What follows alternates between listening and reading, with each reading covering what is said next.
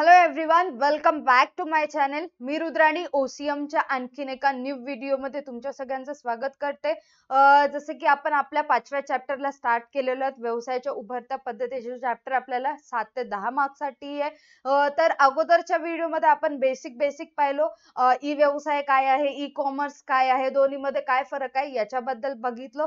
आजच्या व्हिडिओमध्ये आपल्याला अतिशय महत्त्वाचा ई व्यवसायाची व्याप्ती, स्कोप बघायचा आहे. ई बिझनेसचा स्कोप बघायचा आहे. त्याच्यामध्ये B2B, C2B, C2A किंवा B2A काय असतं ते जाणून घेऊया. ओके, तर या ठिकाणी अर्थ दिलेला आहे की ई व्यवसायाच्या व्याप्तीमध्ये काय काय येतं तर ते बघूया आधी, मग आपण पुढे जाऊया. ओके, ई व्यवसायाचा विस्तार फक्त ऑनलाईन खरेदी पुरताच मर्यादित नाहीये. जो ई व्यवसाय आहे, मी सांगितले अगोदरच्या व्हिडिओमध्ये, व्यवसायामध्ये जे काही कार्य केले जातात त्याचा समावेश ई व्यवसायामध्ये होतो. म्हणजेच की ऑनलाईन वस्तूंची खरेदी विक्री एवढाच नसून बाकी गोष्टींचा सुद्धा समावेश त्यामध्ये होतो. त्यात ऑनलाईन साठा, व्यवहार आणि सॉफ्टवेअरचा उपयोग इत्यादींचा समावेश होतो. माहिती आपल्याला भारतात आजपर्यंत व्यापार परंपरागत पद्धतीनुसार चालविला जात होता, ट्रेडिशनल पद्धतीने. ठीक आहे, एखादं बुक वरती सगळ्या गोष्टींची नोंद करून ठेवणं, या सर्व गोष्टींचा समावेश परंपरागत व्यवसायामध्ये होतो. आता अनेक व्यवसायामध्ये ई व्यवसायामुळे होणाऱ्या फायद्यांची जाणीव झाली आहे. आता ई बिझनेसचा जमाना आलेला आहे. म्हणजेच की कोणीही आता वही पेन घेऊन सगळ्या गोष्टी लिहून ठेवत नाही, डायरेक्टली पीसी ओपन करतात, खटखट झालं का सगळी इन्फॉर्मेशन त्यांना दिसून जाते. ओके, आणि त्यांच्या कार्यरचनेमध्ये ते त्यांचा समावेश करीत असतात. म्हणजेच ई व्यवसायाचा समावेश डे टू डे जे काही बिझनेस मध्ये कामकाज असतं त्याच्यामध्ये सुद्धा करत असतात. वेगवेगळ्या व्यवसायामध्ये चांगले दळणवळण होण्यास त्यांची मदत होते. म्हणजे ई बिझनेसचा उपयोग केला तर व्यवसाय आपला सुरळीतपणे चालण्यास मदत होते. मोठ्या संघटनेसाठी खरेदी करणे देखील शक्य होते, ते पण ई बिझनेस द्वारे. ई व्यवसायाची व्याप्ती विस्तृत आहे, मोठी आहे, हे आपण वर नमूद केले आहे. व्यवसायाची सर्व कार्ये जसे उत्पादन, वित्त, विपणन, कर्मचारी प्रशासन तसेच व्यवस्थापकीय कार्य, नियोजन, संघटन, नियंत्रण यासारखी कार्य संगणकावर करता येतात. म्हणजे संगणकचा उपयोग करतोय म्हणजे आपण इंटरनेटचा यूज करत असतो म्हणून त्यांचा समावेश ई बिझनेस मध्ये होत असतो. समजलं ई बिझनेस काय असतं? इंटरनेटचा ज्या ठिकाणी व्यवसायामध्ये वापर होत असतो त्याला ई बिझनेस म्हटलं जातं. छोट्या कार्यांसाठी केलं जातो. जसे की रॉ मटेरियल जर आपण आणत असलो तर आपण नोंद करून ठेवतो, पीसी वरती डाटा कलेक्ट करून ठेवत असतो, इंटरनेटचा उपयोग करून डाटा कलेक्ट करतो. म्हणजे ई बिझनेसचा समावेश झाला. किती वस्तू बाहेर पडल्या, दिवसभरात किती सेल्स झाले, ग्रॉस सेल्स किती आहेत, ग्रॉस प्रॉफिट किती आहे, नेट प्रॉफिट किती आहे, या सर्व गोष्टींचा रेकॉर्ड करून ठेवतो. ना की वही पेन घेऊन संगणकावरती कम्प्युटर पीसीचा उपयोग करून घेतो. म्हणून आपण त्या ठिकाणी इंटरनेटचा उपयोग करतो, ई बिझनेस करत असतो. ओके, ई व्यवसायाची व्याप्ती पाहण्याचा दुसरा मार्ग म्हणजे इलेक्ट्रॉनिक व्यवहारात गुंतलेल्या व्यक्ती किंवा व्यक्तींचा समूह होय. ठीक आहे, ई व्यवसायात शोधनाचे अनेक ऍप लोकप्रिय झाले आहेत. जसे की फोन पे, गुगल पे, स्विगी, ओला, अमेझॉन, फ्लिपकार्ट, मिंत्रा इत्यादी जे काही ऍप्लिकेशन असतात त्या सगळ्यांचा समावेश ई बिझनेस मध्ये होतो. अलीबाबा आहे, फ्रीलेन्सर आहे, फिवर आहे, अशा खूप गोष्टी आहेत त्या आपल्याला पुढे बघायच्यात. मी एक्झाम्पल दिलं की तुम्हाला समजून जाईल. या दृष्टिकोनातून पाहिल्यास संस्था इलेक्ट्रॉनिक व्यवहार आणि व्यवहारांचे जाळे विविध विस्तृत देशांमध्ये दृष्टीस येतील. त्याचे 6 प्रकार खालील प्रमाणे आहेत. पहिला जो प्रकार बघायचा आहे किंवा सगळेच आजच्याच व्हिडिओमध्ये कव्हर करायचे बट सांगते, व्यवसाय ते व्यवसाय असेल. दुसरा असेल व्यवसाय ते ग्राहक B2C. तिसरा आहे ग्राहक ते व्यवसाय C2B. चौथा आहे ग्राहक ते ग्राहक C2C. व्यवसाय ते प्रशासन B2A. ग्राहक ते प्रशासन C2A. या सर्व 6 पॉइंट आपल्याला डिस्कस करायचे आहेत. सो फर्स्ट असेल आपला व्यवसाय ते व्यवसाय, बिझनेस ते बिझनेस. बघा काय सांगितलंय, मग एक्झाम्पल घेऊया, समजून जाईल. या प्रकारात खरेदीदार आणि विक्रेते हे दोन्ही व्यवसाय संस्थाच असतात. ठीक आहे, इथे बघा समजतं तुम्हाला असं बघितल्यानंतर. ओके. हा, तर इथे काय म्हटलेलं आहे, खरेदीदार आणि विक्रेते दोन्ही व्यवसाय संस्थाच असतात. तर हे पण बिझनेस आहे, हे पण बिझनेस आहे. जो वस्तू विकलेला आहे ते पण एक बिझनेस आहे आणि जे वस्तू परचेस करते ते सुद्धा एक बिझनेसच आहे. ठीक आहे, एक्झाम्पल घेतल्यानंतर तुम्हाला समजेल. आणि नंतर पुढे काय सांगतंय चेक करा. आणि कोणतीही वैयक्तिक ग्राहक नाहीत, पर्टिक्युलर ग्राहक कस्टमरचा समावेश होत नाहीये. जे बायर असतं, जे सेलर असतं, दोघंही बिझनेस व्यवसाय संस्थाच करत असतात. ठीक आहे, एखादी कार बनवणारी संस्था असेल तर जे काही स्पेअर पार्ट्स असतात ते दुसऱ्या कंपनीकडून खरेदी करत असते. हे येतं B2B मध्ये. ओके, पुढे चेक करा. येथे दोन्ही पक्ष ई वाणिज्य आणि ई व्यवसाय यात समाविष्ट होतात, म्हणून त्यास B2B व्यवसाय ते व्यवसाय असे म्हणतात. ई कॉमर्स आणि ई बिझनेस दोन्हींचा समावेश होतो म्हणून त्याला B2B असं म्हटलं जातं. तर व्यावसायिक संस्थांमध्ये होणारे व्यवहार या प्रकारात मोडतात. व्यावसायिक संस्था म्हणजेच काय, दोन व्यवसायामध्ये जे काही व्यवहार होतात ते B2B मध्ये येत असतात. अनेक प्रकारच्या सेवांसाठी व्यापारी संस्था एकमेकांशी संवाद साधतात. या दुय्यम किंवा सहाय्यभूत भागांचा पुरवठा होतो. स्पेअर पार्ट्स, ठीक आहे, इतर घटकांचा पुरवठा होतो. उत्पादनासाठी असलेले घटक पैसे घेऊन किंवा सेवा पुरविणे, जसे केटरिंग म्हणजेच अन्न पुरवण्याचा व्यवसाय आणि मनुष्यबळाचा पुरवठा यांचा समावेश होतो. केटरिंग वाले जे असतात त्यांचे स्वतःचे केटरर्स त्या ठिकाणी नसतात. जे आपल्याला जेवायला वाढत असतात ते त्यांचे स्वतःचे नसतात. ते दुसऱ्या बिझनेस डील करतात. दोन बिझनेस एका ठिकाणी येऊन काम करत असतात. ठीक आहे, सेवा देत असतात. तर इथे काही गोष्टी आहेत. पहिला जो आहे, पहिलं कन्सेप्ट आहे की B2B म्हणजेच काय, बिझनेस टू बिझनेस. जो काही सेलर असतो तो पण बिझनेसमनच असतो, जे काही बायर असतो तो सुद्धा एक बिझनेसमनच असतो. इथपर्यंत क्लिअर आहे. नेक्स्ट जी गोष्ट आहे, आता किरकोळ व्यापारी, ठीक आहे, दुसरी गोष्ट असेल ते घाऊक व्यापारी जर किरकोळ व्यापाऱ्यांना वस्तू विकत असेल, घाऊक व्यापारी जर किरकोळ व्यापाऱ्यांना वस्तू विकत असेल तर ते दोघेही बिझनेसमनच झाले. दोघांचाही व्यवसायच आहे. कसं, होलसेलर मोठ्या प्रमाणामध्ये वस्तू विकत असतो. ठीक आहे, आपल्या गल्लीतलं किरकोळ दुकान जर असेल ते सुद्धा व्यवसायच करत असतो. दोघेही बिझनेसमन आहेत.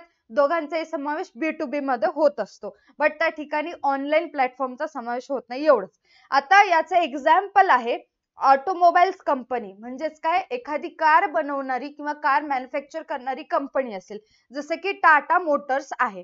तर टाटा मोटर्स जे काही टायर्स लागतात ते टाटा मोटर्स स्वतः तयार करून गाडी म्हणजेच काय, स्वतःचे टायर्स वापरत नाही. काय, टाटा मोटर्स त्या गाडीला, फॉर एक्झाम्पल टाटा नेक्सॉन असेल तर टाटा नेक्सॉनची जी गाडी असते त्याला, त्या गाडीमध्ये असणारे जे काही टायर्स असतात ते टाटाचे नसतात, ते घेतं MRF कडून. जे टायर असतात ते असतात MRF चे. म्हणजेच काय, डील कोणा दोघांमध्ये व्हायली, दोन बिझनेसचा समावेश व्हायलाय.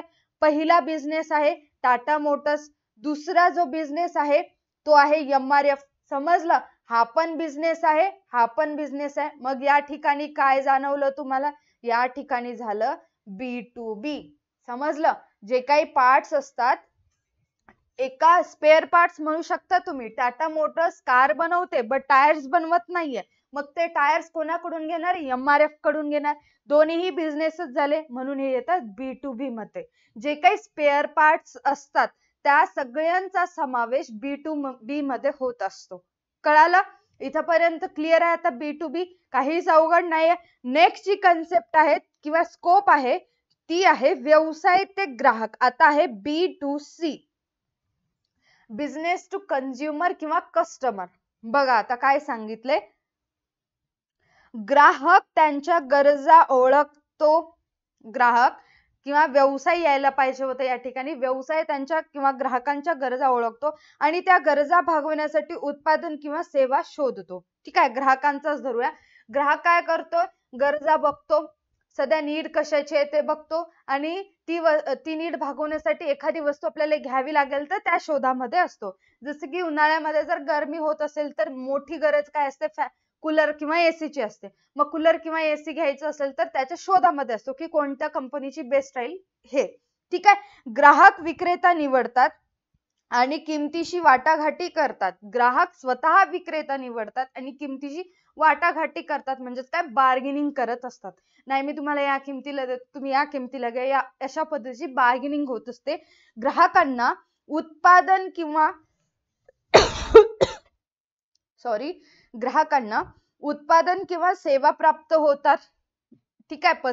पैसे देतो, उत्पादन किंवा सेवा त्या ठिकाणी मिळत असते. पैसे भरतात, हमी आणि सेवा मिळतात. ठीक आहे. एखादी वस्तू परचेस केलं तर आपण त्या ठिकाणी वॉरंटी गॅरंटी दिली जाते, हमी दिली जाते आणि सेवा सुद्धा दिली जाते. B2C या नावाप्रमाणे व्यवहाराच्या एका बाजूला व्यावसायिक कंपन्या तर दुसऱ्या बाजूला असतो ग्राहक. एका बाजूला व्यवसाय असतो, दुसऱ्या बाजूला असतो ग्राहक. हे व्यवहार व्यवसाय आणि ग्राहक यांच्यात होत असतात. डायरेक्टली बिझनेस टू कस्टमर याच्यामध्ये कुठल्या सप्लाय चेनचा समावेश होत नाही. ना होलसेलर येतो ना रिटेलर येतो, कोणीच येत नाही. Directly business to customer product जात असतात. व्यवसाय ते ग्राहकच्या अंतर्गत होणारे व्यवहार व्यवसाय संस्था आणि ग्राहक यांच्यात होतात. डबल तेच लाईन देते. विपणन कार्यासाठी संस्था आणि त्यांचे संकेतस्थळ वापरत असतात. विपणन कार्यासाठी म्हणजे काय, फक्त विपणन कार्यासाठी संस्था त्यांचे संकेतस्थळ वापरत असतात, म्हणजेच काय, वेबसाईटचा उपयोग करत असतात. त्यावरती वेबसाईटवरती प्रमोशन वगैरे केलं जातं, ऍडव्हर्टाइजमेंट वगैरे केलं जातं. संकेतस्थळ म्हणजे वेबसाईट. यामध्ये विक्रय वृद्धी केली जातं, प्रमोशन केलं जातं, वस्तूंची माहिती दिली जाते, इन्फॉर्मेशन प्रोव्हाइड केली जाते, उत्पादनांची माहिती दिली जाते, वस्तू संबंधित उत्पादनाची माहिती दिली जाते, उत्पादन सेवेचा आढावा आणि घरापर्यंत वस्तू पोहोचवणे म्हणजे cash on delivery, place order तुमच्या घरापर्यंत होईल इत्यादी गोष्टींचा समावेश होतो. या पद्धतीत वस्तू व सेवांची किंमत कमी ठेवण्यात येते आणि व्यवहाराचा वेग देखील जलद असतो. म्हणजेच की आता ऑर्डर करा, 2 दिवसांमध्ये वस्तू तुम्हाला घरी बसल्या ठिकाणी मिळते, कुठेही जायची गरज नाहीये. याचा मीनिंग हे होतं. ठीक आहे. प्रचलित संकेतस्थळे याची उदाहरणे आहेत, जसं की मोठं एक्झाम्पल www flipkart.com. ठीक आहे. फ्लिपकार्ट वरती, अमेझॉन वरती आपण वस्तू परचेस करत असतो, वस्तूची माहिती बघत असतो, रिव्ह्यू बघत असतो, एखादी ऍडव्हर्टाइजमेंट बघूनच आपण ती वस्तू खरेदी करत असतो, इत्यादी गोष्टी बघूनच वस्तू खरेदी करत असतो. डायरेक्टली बिझनेस टू कंझ्युमर किंवा कस्टमर पर्यंत वस्तू पोहोचविल्या जातात. हे त्याचं वेबसाईट आहे. या वेबसाईटच्या माध्यमातून वस्तू पोहोचवण्याचं काम केलं जातं. आता पर्टिक्युलर प्रोडक्टची वेबसाईट स्वतःची असू शकते, तिथून सुद्धा तुम्ही एखादी वस्तू परचेस करू शकता किंवा फ्लिपकार्ट, अमेझॉन सारख्या वेबसाईट वरून पण तुम्ही एखादी वस्तू परचेस करू शकता. आता इथे एक्झाम्पल बघूया आपण. तेच असेल. ठीक आहे. काहीच अवघड नाहीये. एका बाजूला असतो बिझनेस, दुसऱ्या बाजूला असतो कंझ्युमर. ठीक आहे. एका बाजूला कोण असतो, बिझनेसमॅन असतो, एका बाजूला असतो कस्टमर. वस्तूची विक्री होते तर येतं फ्लिपकार्ट आणि अमेझॉनचं एक्झाम्पल. ठीक आहे. डायरेक्टली मॅन्युफॅक्चर कडूनच वस्तू आपल्याला मिळत असतात, त्याच्यामध्ये कुठेही मध्यस्थी वगैरे नसतं. ठीक आहे. इथपर्यंत समजलं. थर्ड वन चेक करा आता. ग्राहक ते व्यवसाय. थर्ड वन काय असेल, ग्राहक ते व्यवसाय. C2B, consumer to business. बघा आता, या इलेक्ट्रॉनिक व्यवहारात ग्राहक व्यवसायाकडून विशिष्ट सेवांची विनंती करतो. उलट आहे. अगोदर काय बघितलं, B2C बघितलं. B2C. आता काय बघतोय, C2B, रिव्हर्स. ठीक आहे. उलट बघतोय. ग्राहक ते व्यवसाय ही व्यवसायाची व्याप्ती आहे. C2B ही व्यवसायाचा स्कोप आहे, जेथे ग्राहक व्यवसायाकडून विशिष्ट सेवेसाठी विनंती करतात. ग्राहक व्यवसायाकडून विशिष्ट सेवेसाठी विनंती करत असतात. ग्राहक आपली विनंती सुव्यवस्थित अंदाजपत्रकासह ऑनलाईन व्यवहारामध्ये संकेतस्थळावर टाकतो. अंदाजपत्रक काय म्हणतात, अंदाजपत्रकाला बजेट रिपोर्ट, बजेटद्वारे ऑनलाईन संकेतस्थळावर टाकत असतो. वेबसाईट असते त्याच्यावर टाकत असतो. कंपन्या ग्राहकांच्या आवश्यकता आणि बोली म्हणजेच काय, आपण काय म्हणतो त्याला, निलाम, ठीक आहे. एखादी वस्तू 10 रुपयाची असेल तर दुसरा म्हणते 11 रुपये, दुसरा म्हणते 12 रुपये, तिसरा म्हणते 13 रुपये. सगळ्यात जास्त जी किंमत असते त्या वस्तूला त्या प्राइसला ती वस्तू विकली जाते. बोली तुम्हाला माहिती आहे, आपण पिक्चर मध्ये बघतो, ठीक आहे. अशाद्वारे वस्तू विकली जाते एखाद्या वेबसाईटद्वारे. आता त्याचं एक्झाम्पल आहे कीटक नियंत्रण सेवा, मोटार सेवा सुविधा, घरापर्यंत अन्न पोहोचवण्याची सुविधा. याचं बेस्ट एक्झाम्पल मी सांगते, तुम्हाला लक्षात बसेल. हा, आता बघा इथे काय म्हणलेलं आहे, C2B म्हटलेलं आहे, उलट सांगितलेलं आहे. B2C बघायचं नाही, आपल्याला C2B बघायचंय. बघा आता इथे C2B मध्ये काय असतं, कस्टमर असतो आणि बिझनेस असतो. कस्टमर वस्तू व सेवा विकत असतो, ग्राहक खरेदी करत असतो. उलट होतं. तर याचं बेस्ट एक्झाम्पल आहे फ्रीलेन्सर. याचं बेस्ट एक्झाम्पल काय आहे, फ्रीलेन्सर. IT फ्रीलेन्सर या ठिकाणी काय केलं जातं, फ्रीलेन्सर काय आहे तर ऑनलाईन त्यांनी घरी बसल्या ठिकाणी सॉफ्टवेअर तयार करतात आणि व्यवसायाला विकत असतात. हे येतं फ्रीलेन्सर मध्ये, फ्रीलान्सर मध्ये. ओके, सॉफ्टवेअर तयार करतात आणि ग्राहक सॉफ्टवेअर तयार करतो, घरी बसल्या ठिकाणी तयार करतो आणि बिझनेस मध्ये विकत असतो. आणखीन एक एक्झाम्पल आहे फिवर. हे सुद्धा सेमच आहे, सॉफ्टवेअर तयार करतात आणि व्यवसायाला विकत असतात. ठीक आहे, हे त्याचं बेस्ट एक्झाम्पल आहे. हे तयार करणारे कोण असतात, ग्राहक असतात. ग्राहक जसं मागणी आली तसं सॉफ्टवेअर तयार करतात, व्यवसायाला विकत असतात. हे येतं C2B मध्ये. ओके, क्लिअर आहे. फोर्थ वन आहे, इझी आहे हे, ग्राहक ते ग्राहक, कन्झ्युमर टू कन्झ्युमर, C2C. बघा, यामध्ये दोन व्यक्तीमधील वस्तू किंवा सेवांचा ऑनलाईन व्यवहार सुलभ करते. दोन्ही ग्राहकच असतात. त्रयस्थ पक्षाद्वारे म्हणजे तृतीय पक्ष असते. बघूया तृतीय पक्ष कोण असते हे तुम्हाला समजून जाईल. आणि ग्राहक यांच्यातील ऑनलाईन व्यवहार इलेक्ट्रॉनिक पद्धतीने पार पाडणाऱ्या सुविधांचा समावेश होत असतो. ठीक आहे, इकडे एक ग्राहक असतो, इकडे एक ग्राहक असतो, सेंटर मध्ये असतो ते तृतीय पक्ष. ठीक आहे, एक ग्राहक विक्रीसाठी आपली वस्तू ऑनलाईन व्यवहारामध्ये संकेतस्थळावर पोस्ट करतो आणि दुसरा ग्राहक त्या वस्तूची खरेदी आणि बोली लावतो म्हणजेच या ठिकाणी सुद्धा निलाम केलं जातं. निलाम काय असतं मूवी मध्ये आपण बघितलो. ठीक आहे, संकेतस्थळ या ऑक्शन म्हणू शकतो आपण निलामला, ऑक्शन. ठीक आहे, संकेतस्थळ म्हणजेच वेबसाईट. तृतीय पक्ष हा वेबसाईट असतं. वेबसाईट हा ग्राहकांना एकत्र आणण्यासाठी मध्यस्थ म्हणून काम करत असतं, मिडलमॅन म्हणून काम करत असतं. कोण नसतं ते, वेबसाईट असते. तृतीय पक्ष, आता ती कोणती वेबसाईट आहे ते एक्झाम्पल द्वारे मी सांगते. ग्राहकांचे गट तयार करण्यासाठी इंटरनेट खूप मोकळीक देते. प्रत्येक ठिकाणाहून ग्राहक त्या ठिकाणी येत असतात, वस्तूची निलामी करत असतात आणि वस्तू परचेस करत असतात. हे ग्राहक मंच खूप क्रियाशील असतात. अशा मंचाद्वारे तक्रारीवर भरपाई मिळणे देखील शक्य असते. ठीक आहे, एखादा ग्राहक जर चुकीची वस्तू प्रोव्हाइड केला तर त्याची भरपाई दुसरा ग्राहक करून देऊ शकतो, तोच ग्राहक करून देऊ शकतो. अशा संकेतस्थळाचे उदाहरण आहे ईबे. फर्स्ट एक्झाम्पल आहे ईबे आणि दुसरा आहे OLX. ओके, C2C काय आहे परत एकदा चेक करूया. C2C काय आहे, कन्झ्युमर टू कन्झ्युमर असते. विकणारा सुद्धा ग्राहक असतो, खरेदी करणारा सुद्धा ग्राहक असतो. इंटरनेटद्वारे किंवा ऑनलाईन द्वारे आपण वस्तू व सेवांची खरेदी विक्री करू शकतो. तर ईबे आणि OLX असं म्हटलेलं आहे.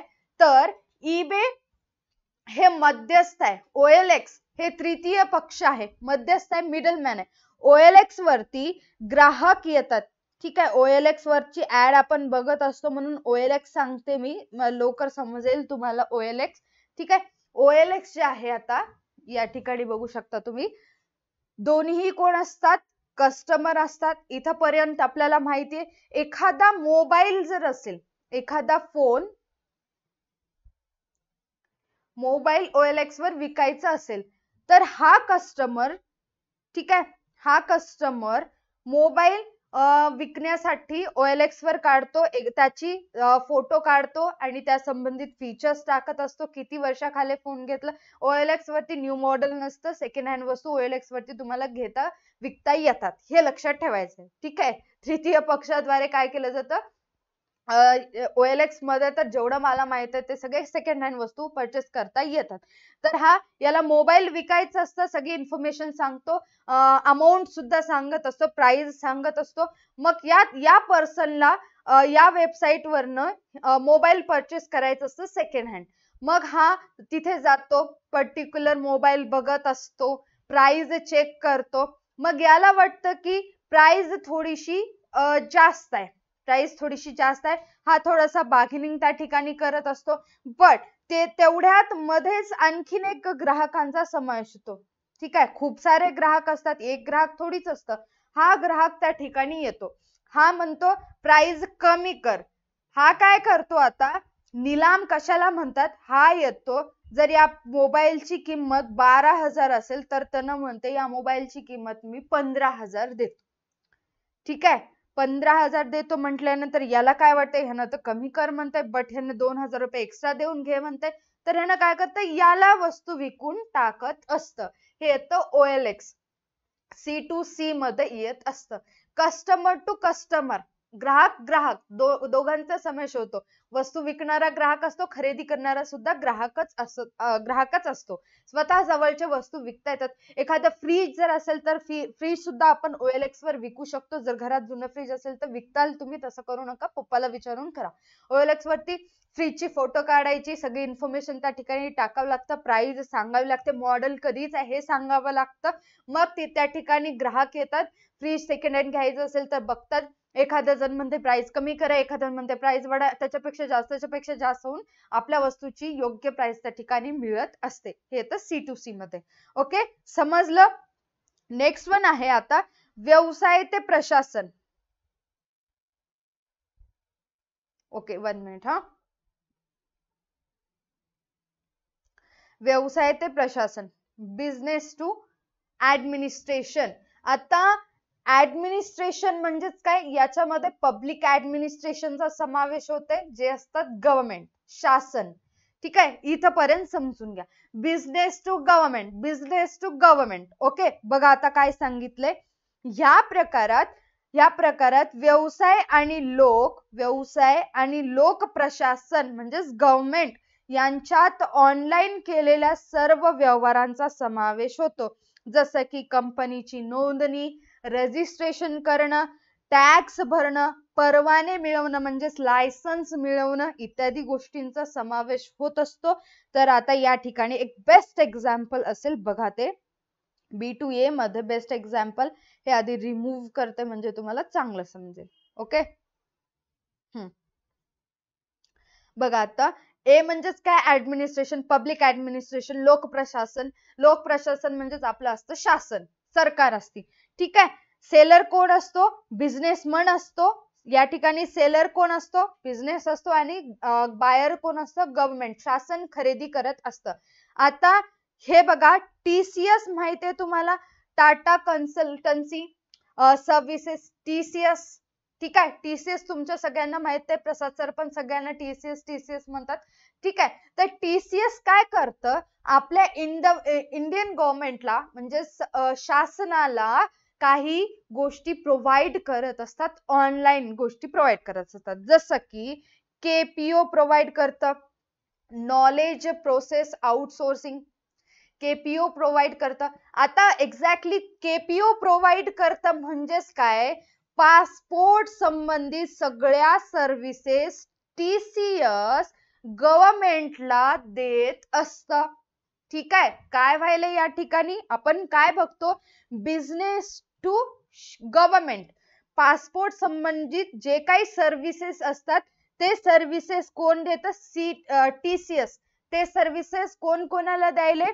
गव्हर्नमेंट. या ठिकाणी एखादा एअरपोर्ट असेल, एअरपोर्ट वरती शासनाचं म्हणजे पासपोर्ट चेकिंग वगैरे शासनाची नसून त्या ठिकाणी याच्या TCS द्वारे सर्व्हिस दिली जाते. त्या ठिकाणी चेकिंग वगैरे किंवा पासपोर्ट संबंधित जे काही गोष्टी असतात ते प्रोव्हाइड करतं TCS. पासपोर्ट सुद्धा TCS द्वारे काढून देण्यात येतं. ठीक आहे, म्हणजेच काय गव्हर्नमेंटला सर्व्हिस प्रोव्हाइड करायले, म्हणजेच काय B2A. ठीक आहे, व्यवसाय ते प्रशासन, व्यवसाय ते शासन म्हणायला हरकत नाही. समजलं? अरे यार 1 सेकंड हा. ओके, समजलं? ओके, नेक्स्ट असेल आपलं आता लास्ट असेल 6वं, ग्राहक ते प्रशासन, consumer to administration, C2A, consumer to administration. अगोदरचं होतं B2A, आत्ताच आहे C2A.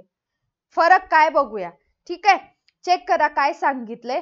ग्राहक ते प्रशासन प्रतिकृतीमध्ये व्यक्ती आणि सार्वजनिक प्रशासन दरम्यान आयोजित सर्व इलेक्ट्रॉनिक व्यवहार समाविष्ट असतात. For example, best example, online website द्वारे सर्व्हिस प्रोव्हाइड करत असतात इंटरनेटचा उपयोग करून, जे तुमच्या पर्टिक्युलर शहरामध्ये असणारे नेट कॅफे, सेतू शासनाचे ग्राहक असतात. ते काय करतात, वेबसाईट द्वारे आधार कार्ड काढून देणं, पासपोर्ट काढून देणं, लायसन्स काढून देणं, इतर गोष्टी प्रोव्हाइड करत असतात. नेट कॅफे जसं सेतू केंद्र असतं त्या ठिकाणी तुम्हाला आधारची ती सुविधा दिली जाते, म्हणजेच काय C2A. या ठिकाणी प्रशासन स्वतः गव्हर्नमेंटचं ऑफिसर त्या ठिकाणी बसून काम करून घेत नाही. एखाद्या ग्राहकाला काय लायसन्स दिलेलं असतं त्या कस्टमरला सेतू चालवण्याचं, ते सेतू चालवतो आणि गव्हर्नमेंटला मदत करत असतो, गव्हर्नमेंटला सर्व्हिस देत असतो. ओके, समजलं? क्लिअर आहे? जर हा व्हिडिओ तुम्हाला आवडला असेल तर व्हिडिओला लाईक करायचं, चॅनलला सबस्क्राईब करायचं. आजच्या व्हिडिओसाठी एवढं. Start up take and stay connected.